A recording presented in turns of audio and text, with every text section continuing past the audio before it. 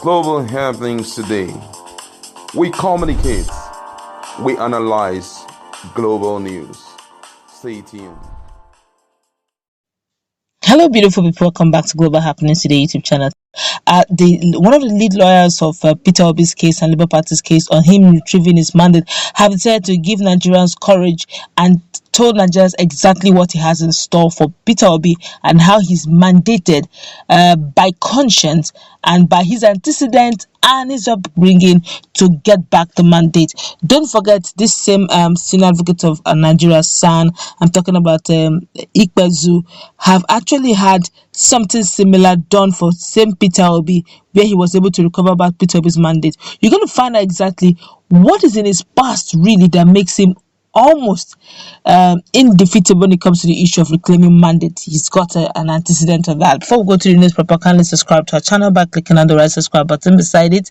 You set bell notification icon. Please go ahead, click on it to get notified as soon as you update our channel on YouTube. Let's start with Ikpeazu, the senior advocate of Nigeria. In fact, Dr.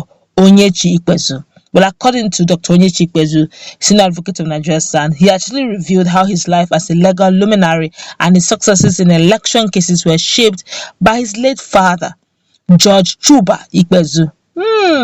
That speaks a lot. Well, he has won several high-profile cases, including restoring the mandate of former Anambra State Governor Peter Obi in 2006.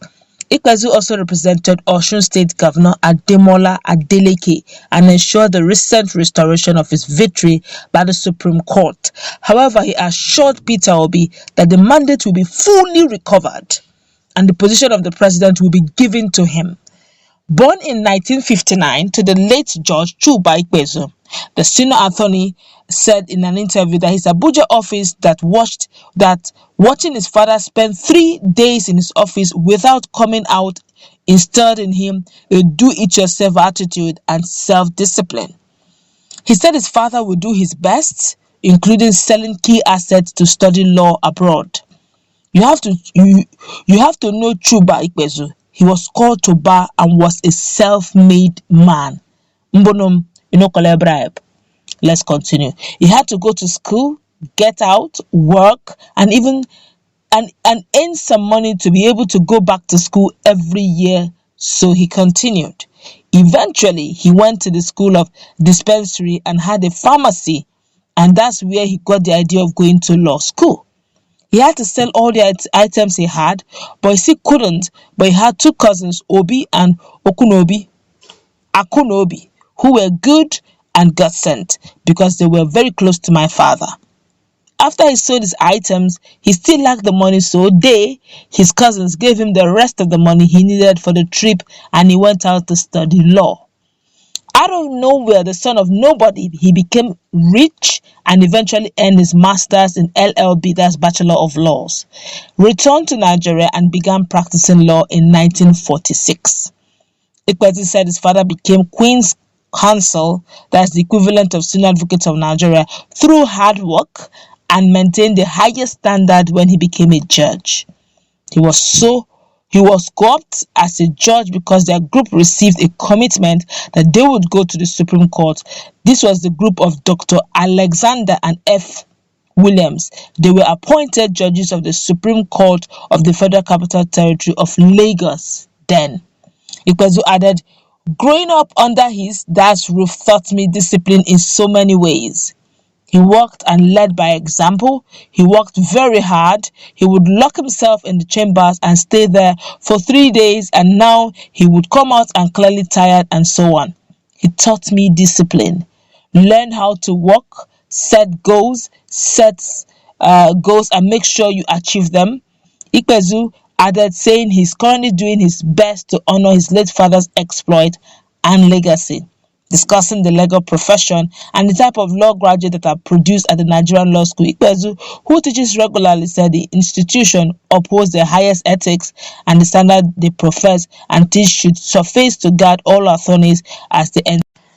Wow, that speaks quite a lot. You've heard it all, and you have seen how he became who he is, born from a family that is very disciplined, born from a man who understands what integrity is. He didn't need to steal to go to school. He didn't need to, even though he didn't have, he had the desire to go to school to become somebody. He worked hard, and that's what we're trying to instill in our society today, of which our leadership style have decided to do the opposite.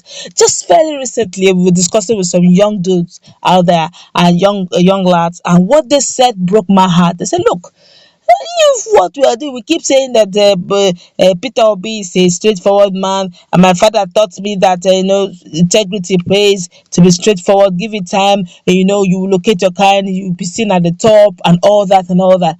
But Peter Obi, yes, is a straightforward man. He with all his straightforwardness, and he said he will not cheat. He will, if you must be called Mr. Excellent or His Excellency, the process that brought you in should be excellent and all that. And where is he today? He has not gotten his mandate. But Bola Tinubu did not grant any interview. Or if he tells you to, if you tell him to come for town hall meeting or town hall debate, he will tell you he does not have that time. He's a very busy man. But if you must, during his campaign, he will say whatever it is they have for Nigeria. Well, he eventually won, and for that reason, that maybe going forward, Tinubu style should be the best approach. That, and if judiciary are also going towards that, if they have not found anything wrong with Tinubu becoming the president of Nigeria, then every Nigerian or every Nigerian youth should toe the pathway of Tinubu's lifestyle and let's all make Nigeria work using Tinubu's political style and lifestyle and all its antecedents. When they said that, it makes a lot of sense to them. They said, why should we be going the long route when the short route pays? The long route seems to have no reward. Nobody pays. Nobody seems to record or recognize integrity. I had to change that narrative. Look, yes, it may look as if it's working, but I give you my word, it doesn't work in the long run. Okay, nothing is achieved through the shortcut. Go to the long process. It looks as if it's not fashionable now, but give it time. Okay, give it time. You will see that each time you. But let's leave sentiment. Yes, people may say Peter Obi didn't win. I, for one, I believe that he is my president. As in, he has my vote. If he comes 10 times again, I will vote him 10 times. All right. I love his integrity. His antecedent is awesome. I'm talking about Mr. Peter Obi now. And everywhere he goes till tomorrow, okay, I'm talking about till today. I don't know about tomorrow, but till today, anybody that sees Peter Obi will be in readiness to greet him, to say hello to him, to have a chat with him, to have an interview with him. He's accessible. He understands the pains of that. He looks like an average Nigerian because he's accessible.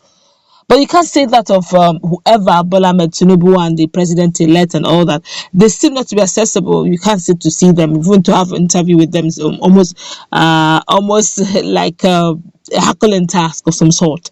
Okay, yet if Peter Obi can drive into a place, you won't even notice he's there. He uses the normal route of like every other person. But Bola Tinubu is a billionaire, in fact, a strong, very strong billionaire. But then you will never see him among the poor masses. He's always with the elites. Okay, and if you check the records of Bola Tinubu, personal records and personal record of Peter Obi, you do the calculation and do the math. You do the permutations and reaction and tell me what you think, or what would you wish for your children or your children. But then again, this is the harsh reality, that things are done wrongly does not make it right. I still believe that one day Nigeria will be great again. We will have the best of leadership. But let's see how it plays out. That's what I want to wrap it up. You have now seen the kind of training given to Ikpeazu, Dr. Ikpeazu, Onyechi Ikpeazu. His father was a judge. And not just a judge, and a strict one at that, a self-made man, and one who understands what integrity means. I guess that's why he took the part of his father. And he have made a vow that he will do his very best to ensure that Peter Obi gets back his mandate. That's going to wrap it up. Let's meet in our comment section. What's the take? I think if you ask me, this is good news from a man who understands the dynamics. But the question now is, will the system allow him to win? Time will tell. Let's interact. Have a nice time.